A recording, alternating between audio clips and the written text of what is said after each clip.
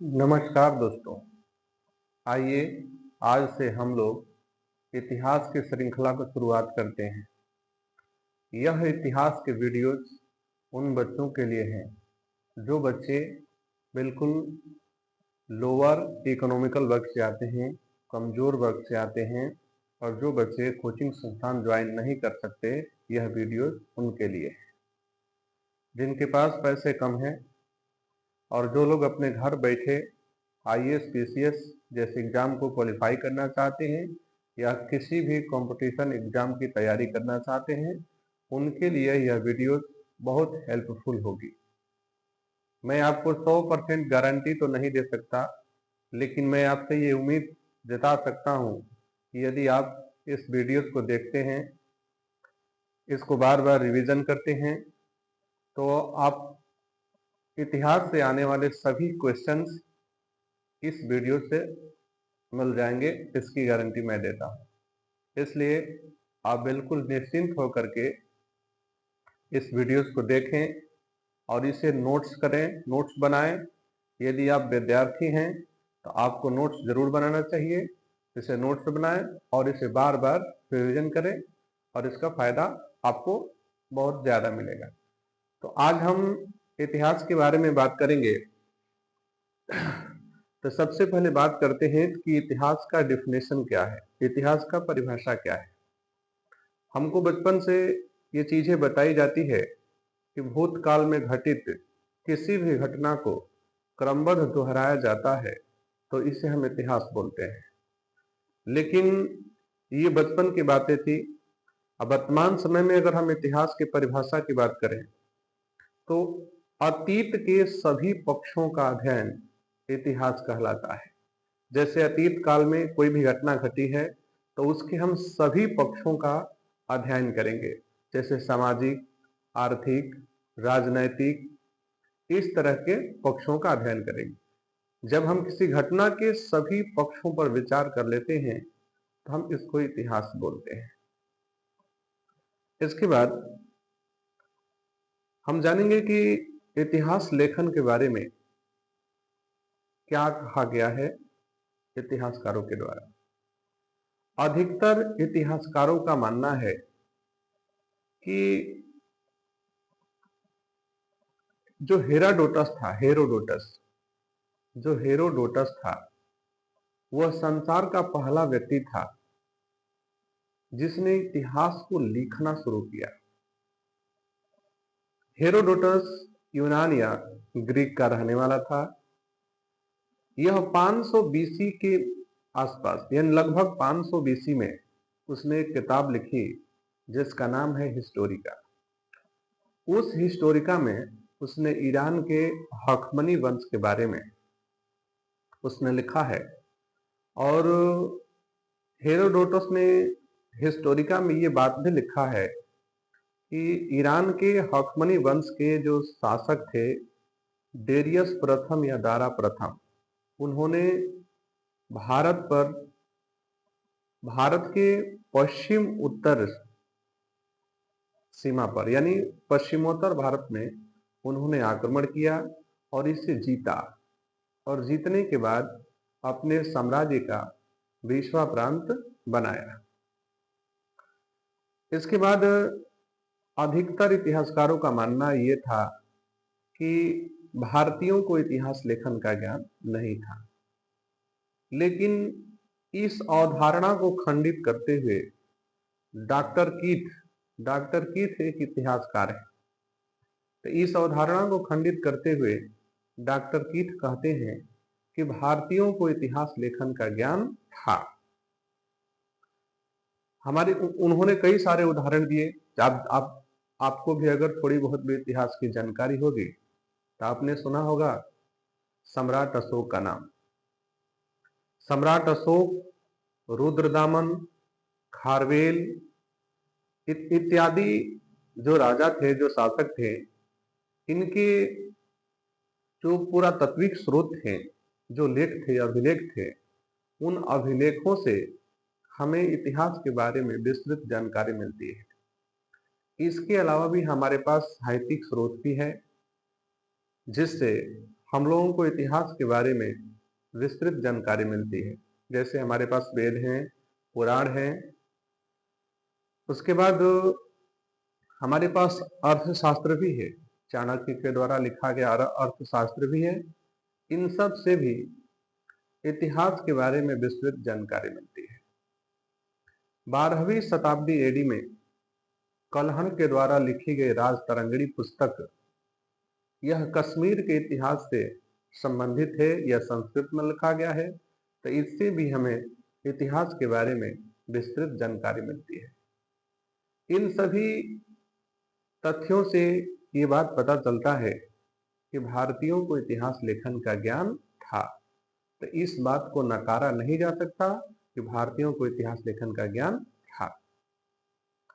कुछ बच्चों को समय को लेकर के बड़ा कंफ्यूजन रहता है कि बीसी क्या है और एडी क्या है। तो हम आपको बता दें कि कालखंड के दृष्टि से हम समय को दो भागों में बांटते हैं। एक का नाम है एडी और एक का नाम है बीसी।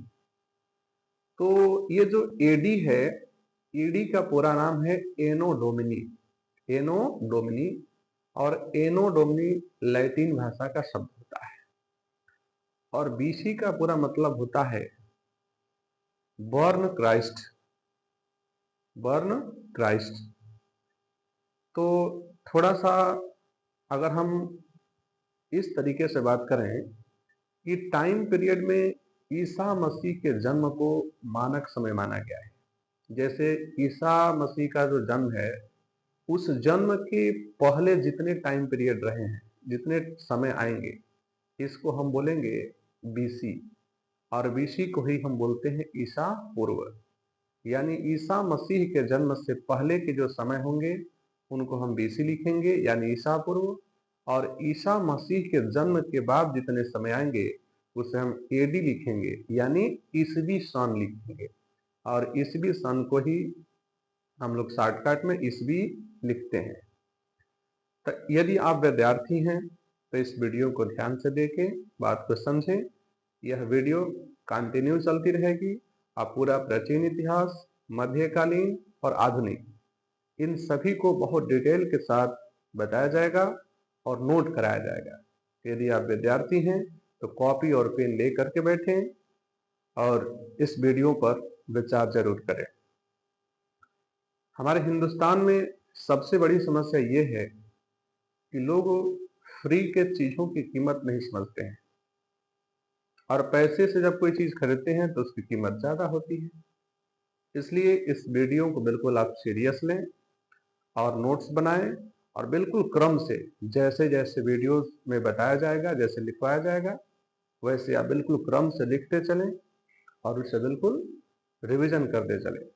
और आपको मैं ये गारंटी देता हूं फिर एक बार कि 80-90% यूपीएससी यानी संघ लोक सेवा आयोग का सिलेबस हिस्ट्री का, या स्टेट पीसीएस, चाहे किसी भी राज्य का स्टेट पीसीएस हो जिसमें हिस्ट्री पूछा जाता हो, यहाँ से बिल्कुल 90-95% कवर हो जाएगा। तो यदि आप बिल्कुल बिगिनर हैं पीएससी एग्जाम के लिए, या अपने देश में होने वाले किसी भी एग्जाम के लिए जिसमें इतिहास पूछा जाता है, उन सभी एग्जाम के लिए बहुत कारगर होगा, बहुत इफेक्टिव होगा। कहीं और से आपको तैयारी करने की जरूरत नहीं पड़ेगी। विद्यार्थियों की सबसे बड़ी कमी यह है कि विद्यार्थी किसी एक वीडियो को फॉलो नहीं करते हैं। 2 वीडियो किसी और यूट्यूब चैनल के, 4 वीडियोज किसी और के, 5 वीडियोज किसी और के, ऐसे ऐसे देखते रहते हैं। इससे क्या होता है कि कोई भी उनका वीडियोज कंप्लीट नहीं हो पाता है, यानी कोई भी सिलेबस कंप्लीट नहीं हो पाता है। आप किसी भी एक चैनल को आप जो है फॉलो करें, जो जिसका भी वीडियो आपको अच्छा लगता है उसको फॉलो करें और उसे सीखें। हमारे हिंदुस्तान में एक समस्या और भी है कि हम टेक्नोलॉजी का अच्छा इस्तेमाल कर सकते हैं, लेकिन दुख की बात यह है कि हम सभी जानते हैं लेकिन बहुत कम लोग इसका लाभ ले पाते हैं। ठीक है, तो चलिए वीडियो को आगे बढ़ाते हुए जो बात हमने आपको बताई है उसको थोड़ा सा नोट डाउन में भी है। आप विद्यार्थी हैं तो उस वीडियो को रोक करके उसे नोट जरूर करें और उसे हम एक बार यहाँ भी दिखा दे रहे हैं, ध्यान दीजिए। हमारे पास इतिहास है। इतिहास का अगर परिभाषा जानना चाहते हैं तो इतिहास का जो डिफिनेशन है कि अतीत के सभी पक्षों का अध्ययन इतिहास कहलाता है। तो सभी पक्ष कौन कौन से हैं? सामाजिक, आर्थिक, राजनैतिक और धार्मिक। यदि किसी घटना के इन सभी पक्षों पर अगर हम विचार करते हैं तो उनको इतिहास कह सकते हैं। अब इतिहास लेखन के बारे में जैसे कि मैंने आपको बताया कि हेरोडोटस संसार का पहला व्यक्ति था जिसने इतिहास का लेखन जो है प्रारंभ किया। यह यूनान या ग्रीक के रहने वाले थे। इन्होंने अपनी पहली पुस्तक लिखा 500 बीसी में, लगभग 500 बीसी में हिस्टोरिका लिखा। इन्होंने पहली पुस्तक लिखा हिस्टोरिका। इनको इतिहास का पिता भी कहा जाता है। आप लोगों ने सुना भी होगा कि हेरोडोटस को इतिहास का पिता कहा जाता है। इसलिए कहा जाता है क्योंकि इन्होंने इतिहास लेखन के बारे में दुनिया में पहली बार इन्होंने काम किया। सबसे पहले इन्होंने अपनी किताब हिस्टोरिका में ईरानी साम्राज्य हखमनी वंश का वर्णन किया है और उन्होंने बताया कि ईरान के हखमनी वंश के शासक डेरियस प्रथम या दारा प्रथम, यानी डेरियस प्रथम को ही दारा प्रथम के नाम से जानते हैं। तो डेरियस प्रथम या दारा प्रथम ने पश्चिमोत्तर भारत कह सकते हैं, चाहे भारत के पश्चिम और उत्तरी हिस्सा में भी कह सकते हैं, पश्चिमोत्तर भारत पर आक्रमण किया था तथा उसे जीतकर अपने साम्राज्य का 20वां प्रांत बनाया था, जैसे कि हम वीडियो में पहले आपको बता चुके हैं। कुछ इतिहासकारों का मानना है कि भारतीयों को इतिहास लेखन का ज्ञान नहीं था, परंतु इस अवधारणा को खंडित करते हुए डॉक्टर कीथ कहते हैं कि भारतीयों को इतिहास लेखन का ज्ञान था। सम्राट अशोक, रुद्रदामन, खारवेल और स्कंदगुप्त जैसे शासकों के अभिलेखों से हमें इतिहास की व्यवस्थित जानकारी उपलब्ध होती है। साहित्यिक स्रोतों के आधार पर भी कहा जा सकता है कि भारतीयों को इतिहास लेखन का ज्ञान था, जैसे कि हम आपको बता चुके हैं। जैसे वेदों, पुराणों, महाकाव्यों, मनुस्मृति और चाणक्य के अर्थशास्त्र से इतिहास लेखन की जानकारी प्राप्त होती है। 12वीं शताब्दी एडी में कलहण के द्वारा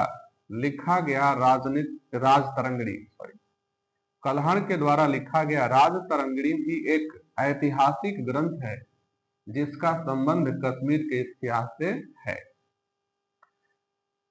इतिहास का काल विभाजन, यह हेडिंग। कालखंड के दृष्टिकोण से इतिहास का विभाजन 2 भागों में किया गया है। कालखंड के दृष्टिकोण से इतिहास का विभाजन 2 भागों में किया गया है।